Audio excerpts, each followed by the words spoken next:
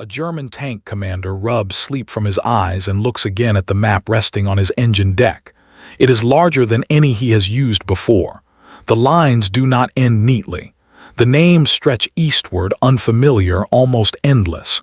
He folds the map once, then twice. It still does not fit. Around him, thousands of men wait in near silence. Some whisper, some write quickly, unsure if there will be time later. A few stare straight ahead, not at the enemy but at the invisible boundary marked only by coordinates and orders. They have crossed borders before: Poland, Belgium, France, Yugoslavia. Each time the war ended faster than expected. Behind them lies a conquered Europe, capitals captured, governments dissolved, armies shattered. From the Atlantic coast to the heart of the Balkans, German power stands unchallenged on land. No empire in modern Europe has expanded this far, this fast. And yet this morning feels different. There is no parade planned for what comes next, no surrender expected within weeks.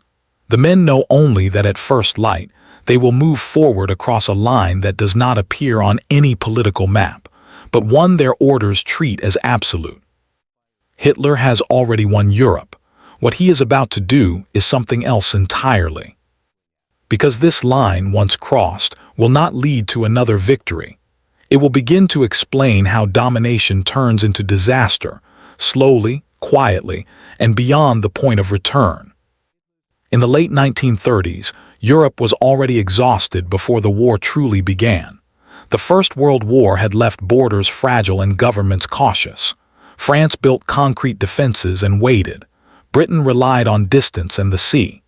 Eastern Europe was divided into new states still struggling to define themselves. Germany, humiliated by defeat and constrained by treaty, watched and remembered. When war came in September 1939, it did not unfold the way Europe expected. Poland fell not through a slow grind but through speed.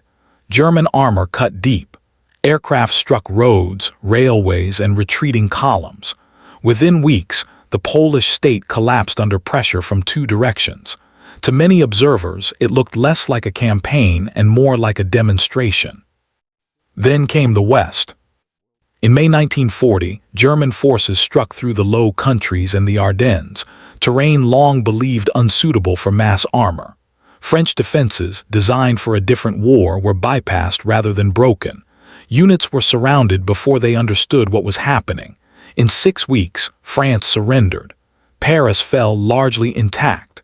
Europe's strongest army was gone. The effect was psychological as much as military. Governments across the continent adjusted their calculations overnight. Some chose resistance. Many chose accommodation. By the summer of 1940, German forces stood on the Channel coast, facing Britain, while most of continental Europe lay behind them, subdued or aligned. This was not just conquest, it was acceleration. Each success reinforced the idea that speed and boldness could replace caution.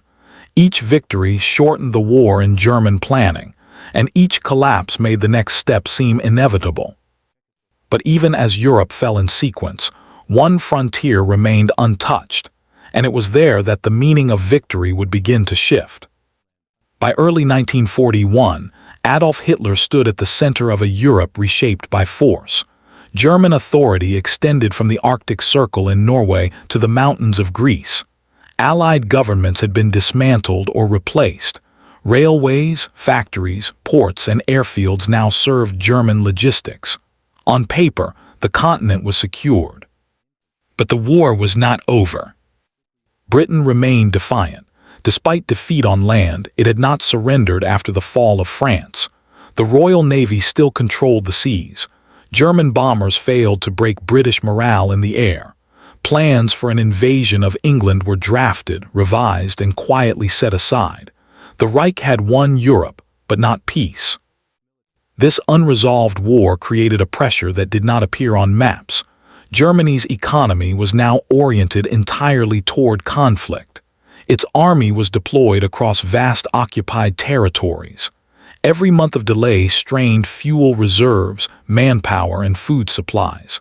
The victories had been decisive, but they had not been final. It was in this moment that Hitler's long-standing fixation on the East hardened into certainty. The Soviet Union was not merely a rival state in his thinking.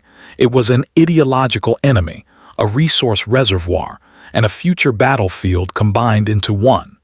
Germany depended on imported oil and grain.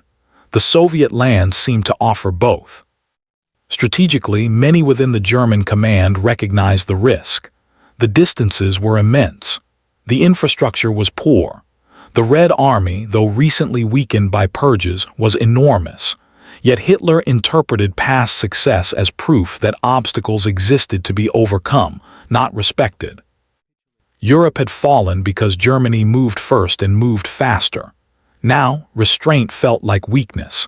Waiting felt dangerous. And so, by the spring of 1941, the decision was no longer framed as a gamble, but as a necessity. The line in the east was no longer a boundary. It was an invitation. At 3:15 a.m. on June 22, 1941, the silence along the eastern frontier breaks all at once. Artillery flashes tear open the darkness.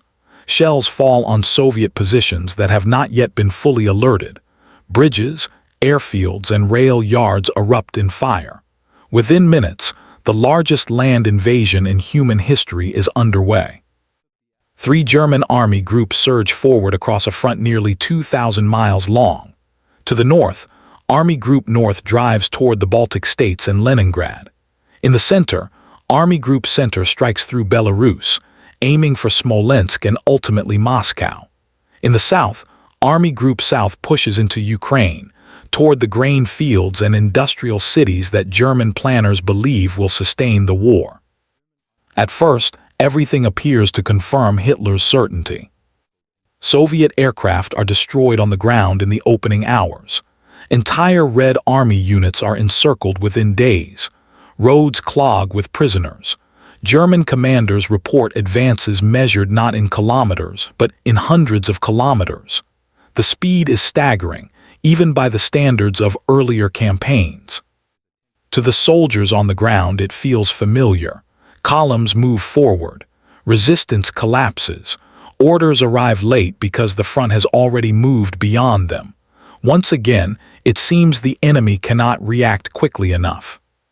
But beneath the momentum, something is already changing. The land stretches farther than expected. Supply trucks fall behind. Fuel and ammunition must travel longer routes over poor roads. Soviet forces do not simply vanish, they retreat, regroup, and return. For every pocket destroyed, another front forms farther east. What looks like another swift victory is quietly becoming something else.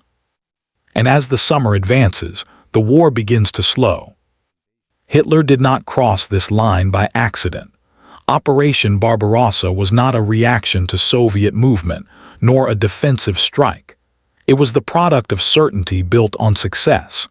By the summer of 1941, Hitler believed history itself was moving in his favor, and that hesitation would undo what speed had achieved. His reasoning followed a dangerous logic. The Soviet Union, he believed, would collapse like France if struck hard enough. Its leadership had been weakened by purges. Its army appeared disorganized after early defeats against Finland. Intelligence reports underestimated Soviet manpower and industrial depth. Germany's victories in the West had come so quickly that time itself seemed irrelevant. 6 weeks had defeated France. A few months, Hitler assumed, would shatter the Soviet state. This was the first part of the blunder, misjudgment of scale. The distances of the Soviet Union were not European distances. Roads turned to mud. Railways used different gauges. Cities were separated by hundreds of miles of open terrain. Each kilometer gained stretched German supply lines thinner, while the Red Army fell back into its own interior, drawing the invader forward. The second part was ideological blindness. Barbarossa was not planned as a conventional campaign. It was conceived as a war of annihilation. Civil administration, economic planning, and military objectives were subordinated to racial and political goals. Entire populations were treated as enemies. This hardened Soviet resistance rather than breaking it. Retreat became survival. Defense became existential. The third and most fatal error was division of focus. Instead of concentrating on a single decisive objective, German forces were pulled in multiple directions, toward Leningrad, Moscow, and the Ukraine simultaneously. Hitler intervened directly in operational decisions, diverting armor at critical moments. Time, which had once been Germany's greatest weapon, began slipping away. By October 1941, German units stood within reach of Moscow, but they were exhausted. Equipment was worn. Winter clothing had not been issued in sufficient numbers. The war that was supposed to end before winter was now entering it. Crossing the line into the Soviet Union did not simply open a new front. It erased the limits that had made German victory possible. And from that moment on, every step forward carried Germany deeper into a war it could not finish. By the end of 1941, the consequences of Hitler's decision were impossible to ignore. German armies, once unstoppable, had been slowed by the vastness of Soviet territory and the resilience of its defenders. What had begun as a lightning campaign, the very embodiment of blitzkrieg, was now stretched into months of attrition, exhaustion, and improvisation. The Wehrmacht's advance had destroyed Soviet units in pockets, but the Red Army refused to collapse. Millions of soldiers retreated eastward, regrouping behind rivers, forests, and cities. Every kilometer gained required supplies hauled across increasingly overextended lines. Fuel and ammunition shortages became routine. Vehicles broke down. Soldiers froze in uniforms meant for Central Europe, not the Russian winter that crept ever closer. Civilians, too, were caught in the tide. Cities emptied as refugees fled westward, only to be trapped by the rapid German push. Those who remained endured occupation, requisitioning, and violence on a scale the Reich had not anticipated. While ideology had demanded the destruction of enemies before victory could be claimed, the reality on the ground turned this doctrine into an operational liability. Resistance hardened rather than disappeared. Morale, once high after the swift conquest of half of Europe, began to waver. The speed of past victories no longer guaranteed success. Soldiers confronted hunger, mud, and the constant strain of extended operations. Letters from home arrived too late to comfort them. Commanders debated strategy, but Hitler's insistence on following ideological goals over military logic created tension at the highest levels. Meanwhile, across the continent, other theaters of war shifted.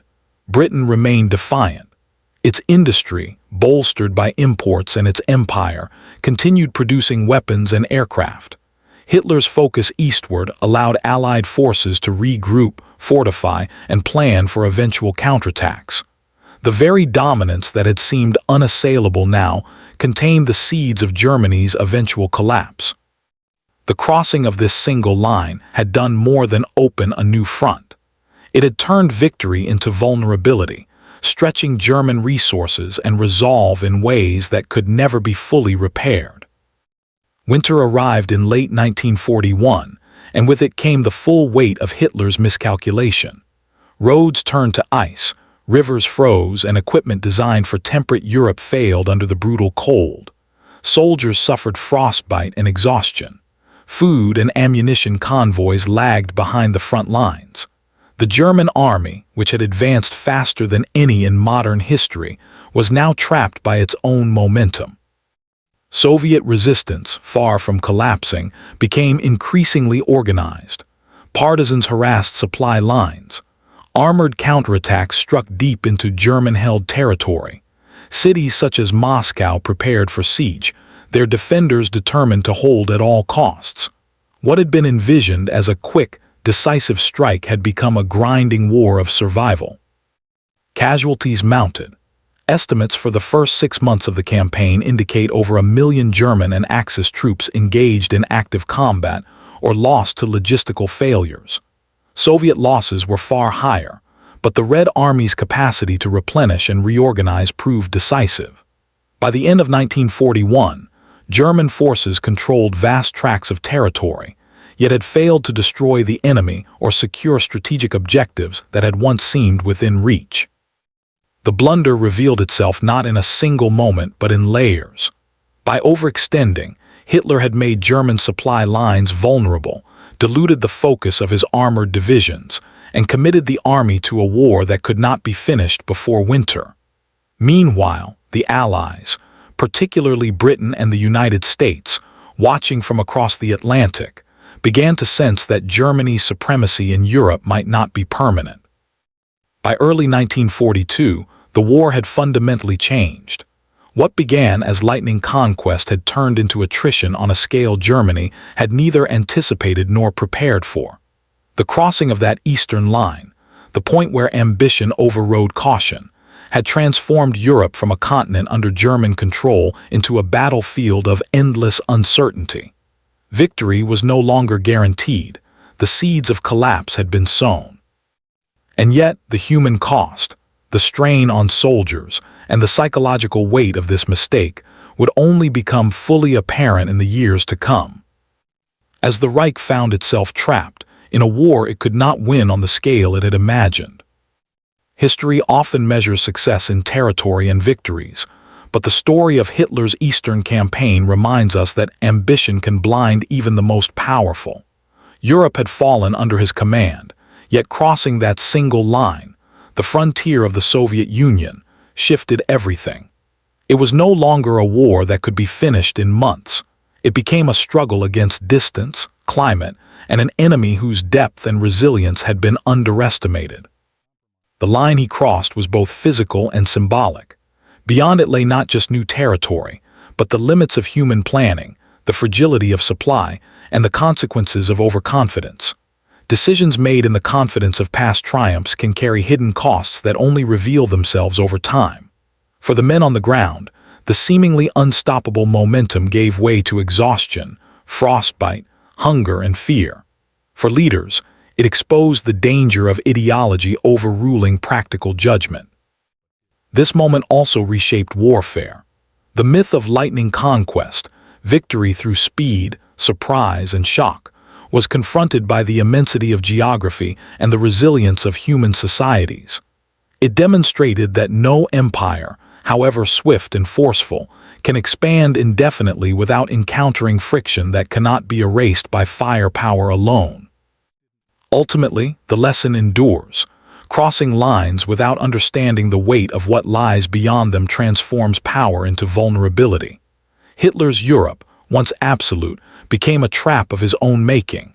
And in that, history offers a quiet but unyielding warning. Ambition untempered by calculation carries consequences far greater than the immediate gains it promises. The line had been crossed, and Europe, once subdued, would never be the same again.